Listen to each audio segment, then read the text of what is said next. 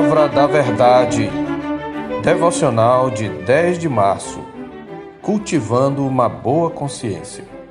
Filhinhos, não amemos de palavra nem de língua, mas de fato e de verdade.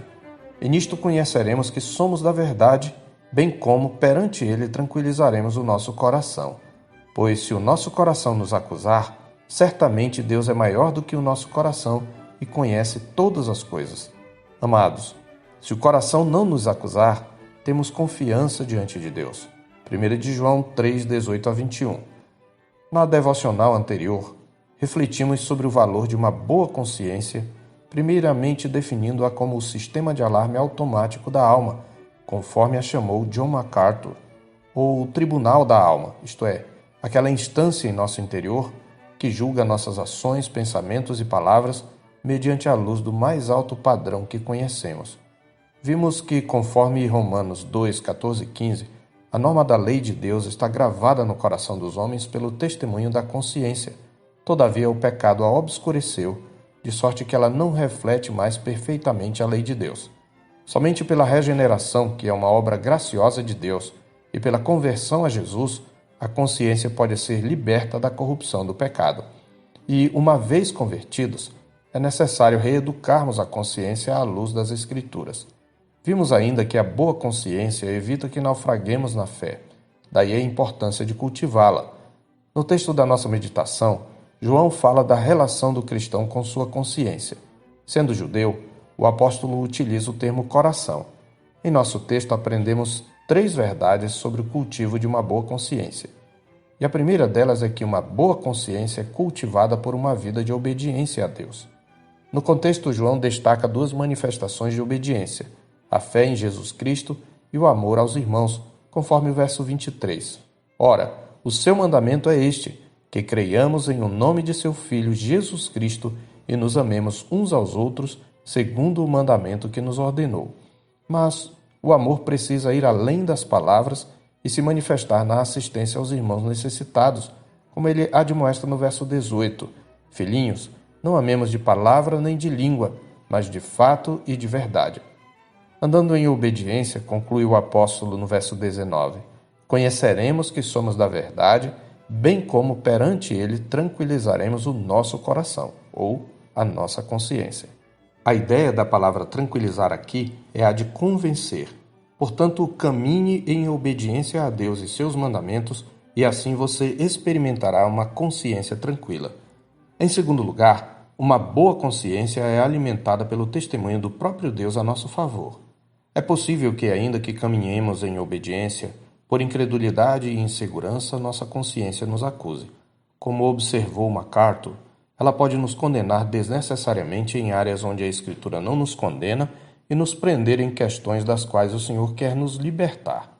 Além disso, quando pecamos, é comum a consciência nos acusar, mesmo depois de nos arrependermos sinceramente.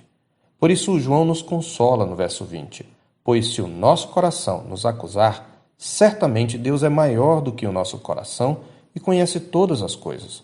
O testemunho de Deus é maior do que o testemunho da nossa consciência, é o que diz João. Deus testemunha por meio da sua palavra, particularmente pelas suas promessas e pelo testemunho interior do seu Espírito Santo, que confirma a palavra em nosso coração. Por exemplo, em 1 de João 1,9, temos a promessa de que se confessarmos os nossos pecados, Ele é fiel e justo para nos perdoar os pecados e nos purificar de toda injustiça. O seu Espírito que habita em nós testifica com a Escritura e na Escritura ao nosso coração, conforme também o verso 24. E aquele que guarda os seus mandamentos permanece em Deus e Deus nele, e nisto conhecemos que ele permanece em nós, pelo Espírito que ele nos deu.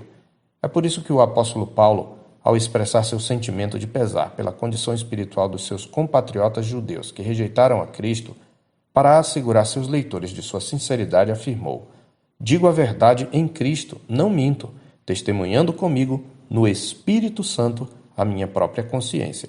Em Romanos 9:1. Finalmente, aprendemos com João que uma boa consciência produz, entre outras coisas, ousada confiança na oração, conforme os versos 21 e 22 do nosso texto. Amados, se o coração ou a consciência não nos acusar, temos confiança diante de Deus, e aquilo que pedimos Dele recebemos porque guardamos os seus mandamentos e fazemos diante dele o que lhe é agradável. É claro que esta verdade sobre a resposta a nossas orações deve ser lida à luz do capítulo 5, verso 14, que diz: "E esta é a confiança que temos para com ele, que se pedirmos alguma coisa segundo a sua vontade, ele nos ouve." O ponto é que, cultivando uma boa consciência, teremos uma confiança mais ousada ao nos aproximarmos de Deus em oração. É preciso que fique claro que somente o sangue de Jesus pode purificar a nossa consciência de obras mortas para servirmos o Deus vivo, conforme está escrito em Hebreus 9,14. Isto significa que precisamos confiar no sacrifício substitutivo de Cristo, por meio do qual nossos pecados lhe foram imputados e sua justiça foi imputada a nós, os que cremos. Assim fomos justificados diante de Deus. Este é o fim de toda culpa. Como observou John MacArthur, quando o pecado publicamente nos critica, o sangue de Cristo fala a nosso favor. Contudo, nossa intrepidez para adentrar a intimidade de Deus por meio de Jesus Cristo e viver em sua presença exige de nós que cultivemos um coração constantemente purificado de má consciência, conforme Hebreus 10:22. Pois, como diz também a Escritura, como viveremos no pecado, nós os que para ele morremos, em Romanos 6:2. Um comportamento contrário ao evangelho que professamos corrompe a consciência. Neste sentido, concordamos mais uma vez com MacArthur. Uma consciência sã anda de mãos dadas com a certeza da salvação. A isto acrescentamos, à luz de 1 Timóteo 1,5, que uma consciência boa produz uma fé sem hipocrisia e o genuíno amor cristão. Eu sou o pastor Marcos Augusto, pastor da Terceira Igreja Presbiteriana de Boa Vista, em Roraima. Tenha um bom dia na paz do Senhor Jesus.